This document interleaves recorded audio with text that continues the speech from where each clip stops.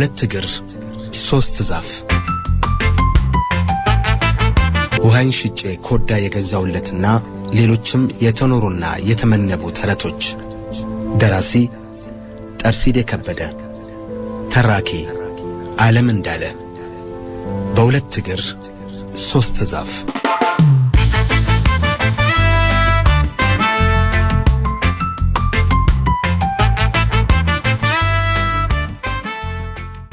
የቤተሰባችን የመጀመሪያ ልጅ ነኝ። እናም ከአባቴ በመቀጠል በርካታ ኃላፊነት በፈቃዴና በእናቴ ድጋፍ ተቀብያለሁ። ኡሚ ወይም እናቴ ሁሌም አባትሽን አግዣቸው ስለምትለኝ ከትምህርቴ ጎን ለጎን ንግድን ከልጅነቴ ጀምሮ ተክኜበታለሁ። 8 ታናናሾች አሉኝ። የቤተሰቦቻችን መተዳደሪያ የሆነው አርሲ ነገሌ ገበያ መሃል ያለ እጅግ ትልቅ የሸቀጥ ማከፋፈያ ሱቅ አለን። ይህንን ሱቅ አባቴን በማገዝ አብረን የምንሰራው ነው። ታናናሾቼ በትምህርታቸው የተመሰከረላቸው ናቸው እስከ ቀናባቸው ድረስ። በልጅነቴ ገንዘብ ለምጄ ነው ሳልገፋበት የቀረሁት የሚለውን የአባቴን ቁጭት ለማካካስ በርትተው የጎበዙ ናቸው። አባቴ ለእህትና ወንድሞቼ በትምህርታቸው እንዲበረቱና የተሻለ ውጤት እንዲያመጡ ትኩረት ያደርግባቸዋል። እነርሱን መሆን መድረስ ፈልገውት የነበረውንና ባለመሆንና ባለመድረሳቸው የሚጸጸቱበትን በልጆቻቸው መመለስ የሚፈልጉ አይነት ወላጆች ናቸው። አባታችን ጀማል እንኳን ትምህርት የሚዘልቀው አይደለም ይሉኛል።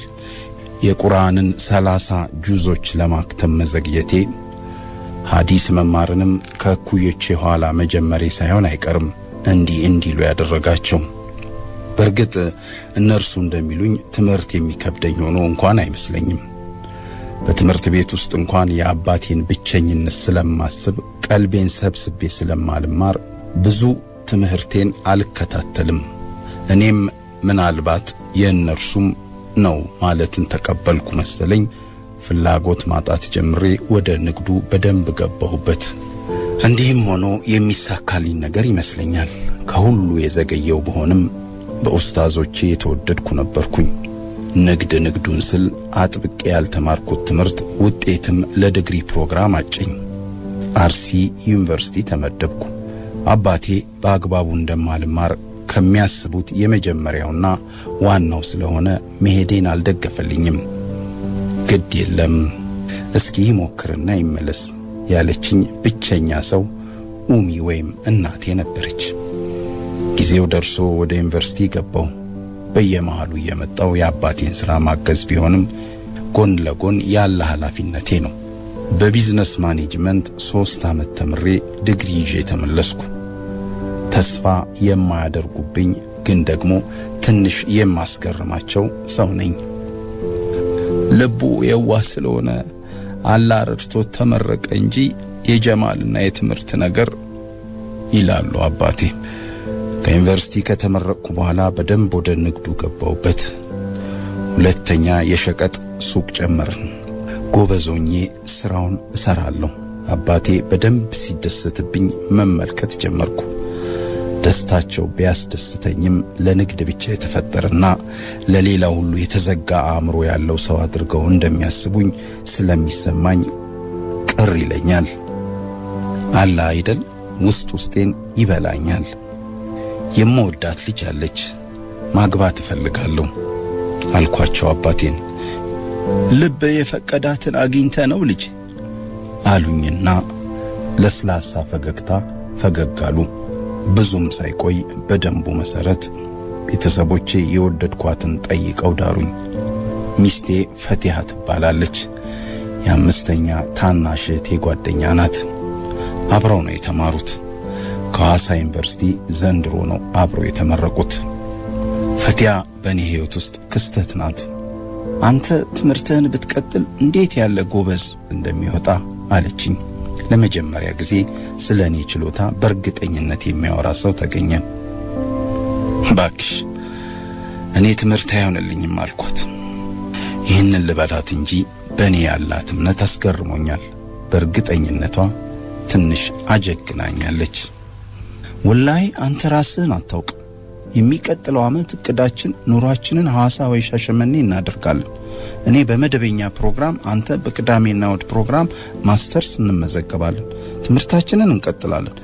ንግዱንም ቢሆን አግዛለሁ። አላህ ሲባርከኝ ተመልከቱ ብቻ። ተስፋው ሁሉ ያስገርመኛል። ጀማል በበር በኩል ሲገባ ዕውቀት በመስኮት ይወጣል ይሉኛል ቤተሰቦች አልኳት ፈገግ ብዬ። ከት ብላ ሳቀች።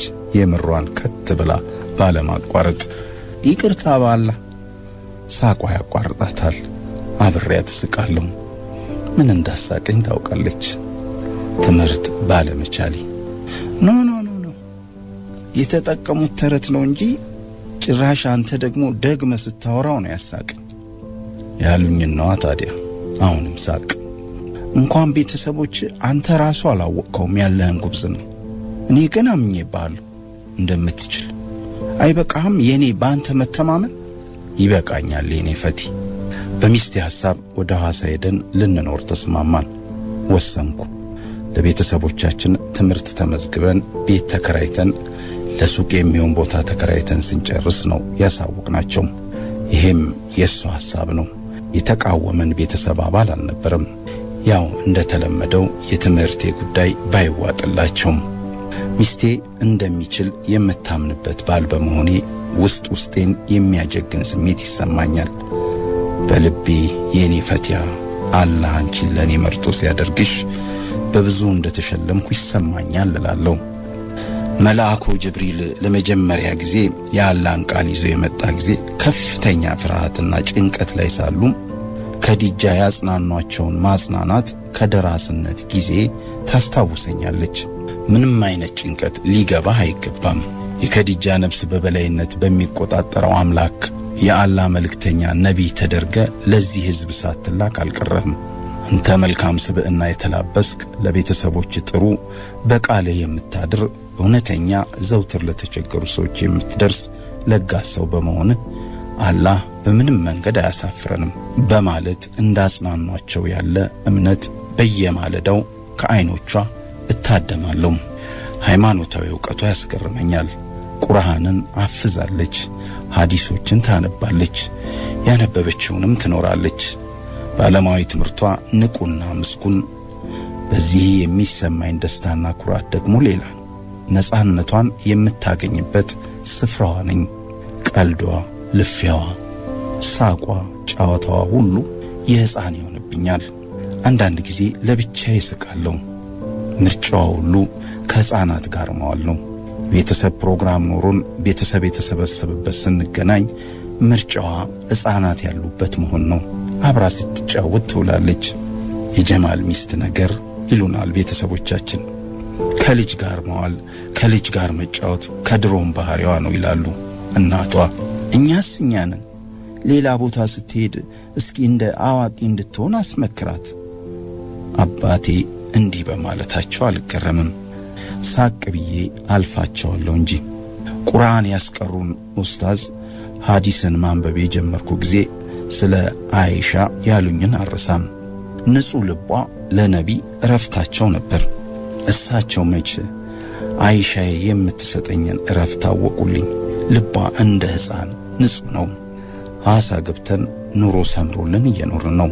ሁለታችንም ማስተርሳችንን ሳንይዝ ልጅ ላንወልድ ተስማምተን እኔ ቅዳሜ ስማር ፈቲያ ንግዱን እያገዘችኝ በጥናት እየተጋገዝን ከኔ እኩል መጨረስ ስለፈለገች አንድ ሴሚስቴር ወደ ኋላ ሆነችልኝ። ነፃነቷ የበዛ ጓደኛ ቁጥር እንዲኖራት አድርጓታል። እኔን ምቾት ነስቶኝ አያውቅም። ከጓደኞቿ መሃል የወንዶች ቁጥር ይበረክታል። አብሯት የሚማር አንድ ጓደኛዋ ትምህርት በቀየረችባቸው ቀናት ያመለጣትን ሥራ ቦታ ድረስ ይዞላት ይመጣል። ከኔ ውጭ ሻይ ቡና ማለት ስትፈልግ ከዚሁ ጓደኛዋ ጋር እንደሆነ አውቃለሁ። እኔንም አስተዋውቃኛለች። አልፎ አልፎ ሱቅ እየመጣ ተጫውቶ ይሄዳል። ከዚህ የቅርብ ጓደኛዋ ጋር ያላት ቅርበት ሰዎች በተለየ መንገድ መተርጎምና ሹክሹክታ ማሰማት ጀመሩና አንተ ጀማል ባለቤት የምትታማበትን ሐሜት ሰምተዋል? ታናሽ ወንድሜ ጠየቀኝ። ስለ ሐሜቱም አስረዳኝ። የቅርብ ጓደኛዋ እንደሆነ ሱቅ ድረስ እንደሚመጣና እኔም የማውቀው ሰው እንደሆነ የትምህርት ቤት ጓደኛዋ ጭምር እንደሆነ ለወንድሜ ያስረዳሁት። ይህ ሐሜት በዚህ አላቆመም። አባቴ አስጠርቶ አናገረኝ። እየከፋ እንዳይሄድና እንዳይዛመት ፈልጌ ብቻ ፈቲያን ላናግራት ወሰንኩ። በምን መንገድ እንደምናግራት ግን ትንሽ ማሰብ አስፈለገኝና ጊዜ ወሰድኩ። ሚስቴ ከራሴ ባልተናነሰ አምናታለሁ።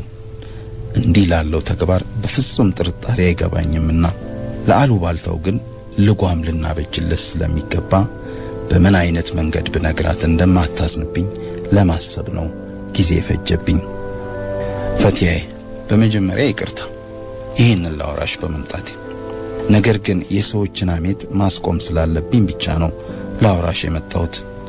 መርበትበቴን አውቃ ምንድነው የሰማው? ብትነግረኝ አይሻልም? ከጓደኛዋ ጋር ያላትን ቅርበት ትንሽ እንድትቀንሰው ነገርኳት።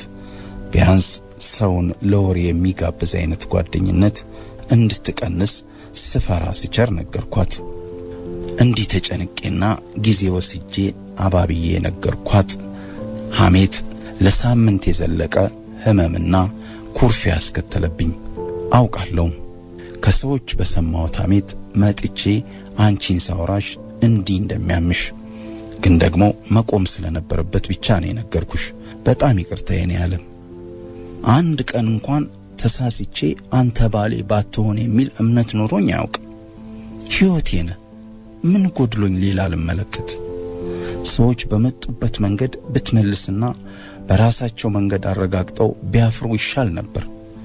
ባሌም ስላላመነኝ ነው መጥቶ የጠየቀኝ ብዬ ከማሰብ ይህንን በሚያባብል ድምጿ ስታወራ አንጀቴ ሲላወስ ተሰማኝ።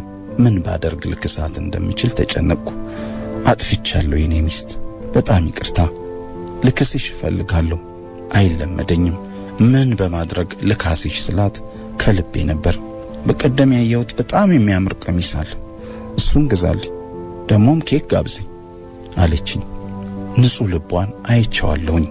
የ10 ዓመት ሕፃን ይመስል ይቅርታዬን በኬክና በቀሚስ ልቀበል ስትዘጋጅ እንደ አዲስ ላፈቅራት ይቃጣኛል።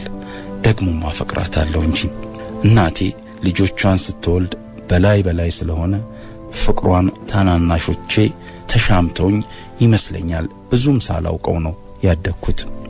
ሰሞኑን ሐሳብ አበዛ እንዴ? ምን ነው ከሳህብኝ ትለኛለች አይኔ ውስጥ በስስት እያየችኝ።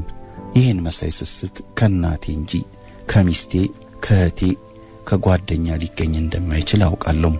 እናቴም ሆና ደግሞ አገኛታለሁ። የከሳው መስሎሽ እንጂ ደህና ነኝ በጣም አልኳት። እኔ ነኝ የማውቀው ወይስ አንተ? ቆጣ እያለች እናት ትሆናለች ብያችሁ የለ?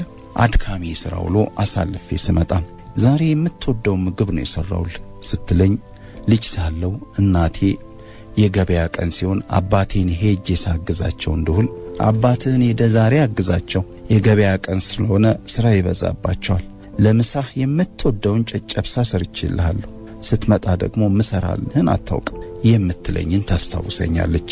አልፎ አልፎ የሚያስቸግር የራስ ምታት ህመም አለብኝ። እንዲህ ህመም በሚሰማኝ ወቅት ሱቅ ልጆች እንዲውሉ ታደርግና ሁሉን ነገር ትታ አጠገቤ ታሳልፋለች። ፈተና ሲደርስብኝ በማጥናት እንዳሳልፍ አብራኝ ታነባለች። ለውስጤ ምንም ቢሆን አድናቆት አላት፣ ማበርታት አላት። የሚስማማኝን ምግብ ጠንቅቃ ታውቃለች። በአንድነት ስንሄድ ጀሙ ይህን አይወድም ይህን ይወዳል ትላለች። እናት ጠንቅቃ የልጇን ባህሪ እንደምታውቁሉም ታዲያ ይህ የእናት አንጀት አይደል? በሚስቴ አበረታችነት የጀመርኩት የማስተርስ ትምህርት በጥሩ ውጤት ተመረቅኩ። ተመርቀን እንደምችል ያመነችብኝ ሚስቴ መቻሌን በጋራ ሰርተን አይችልም ላሉን አሳየን። ለፈጣሪ ምን አድርጌለት ቢመርጠኝ ነው እንዲህ የባረከኝ? እንደ ከዲጃ አምናብኝ የምታበረታኝ፣ እንደ አይሻ ንጹህ ልብና ብሩህ ዓለም ያላትን፣ እንደ ሰዓውዳ እናት የሆነችውን አንድ ሚስት የሰጠኝ እንደምን ብታድል ነው። በሁለት እግሩ 3 ዛፍ ይወጣ ከኔ ሌላ ማን አለ? አልሐምዱሊላህ።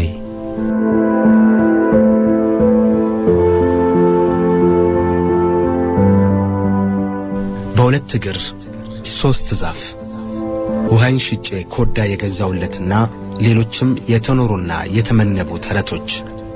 ደራሲ ጠርሲዴ ከበደ። ተራኪ ዓለም እንዳለ። በሁለት እግር ሶስት ዛፍ